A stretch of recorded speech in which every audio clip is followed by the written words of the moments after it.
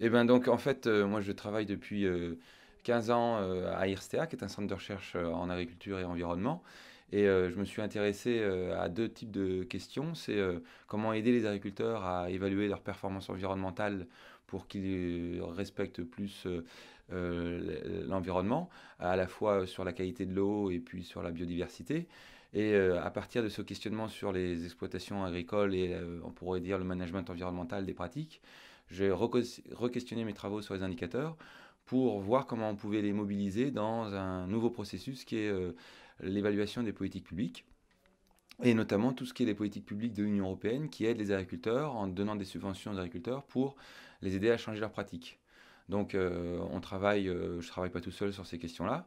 On est une équipe de 5 ou 6 collègues dans l'unité et on a à la fois des économistes, des environnementalistes qui travaillons de façon intégrée pour essayer sur des bassins versants ou sur des grands territoires à essayer de coupler des méthodes de modélisation agrohydrologique ou d'évaluation par indicateur avec des approches économiques pour faire des analyses soit coefficacité, c'est-à-dire on regarde le coût que ça coûte aux agriculteurs dans leur changement de pratique, et en même temps on regarde l'efficacité environnementale de ces changements de pratique.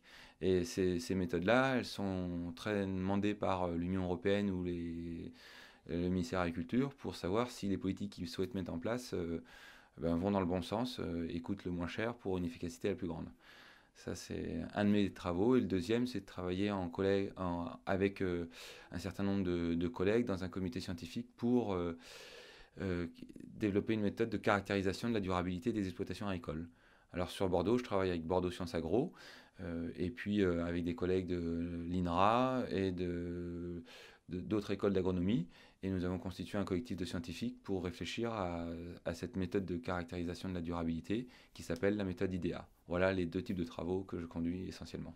Alors en fait, dans le processus d'évaluation des politiques publiques, c'est plutôt par rapport à un seul indicateur, qui peut être aujourd'hui l'indicateur de fréquence de traitement, qui est un indicateur qui mesure le nombre de traitements pesticides à l'hectare.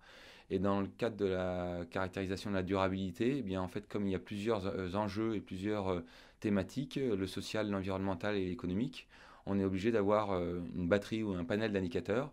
Et nous avons développé 42 indicateurs dans ces trois composantes ou trois échelles qu'on appelle l'échelle agroécologique, l'échelle socio-territoriale et l'échelle économique. Et pour chaque échelle, il y a entre 10 et 18 indicateurs qui viennent donner une lecture de différentes dimensions de la durabilité.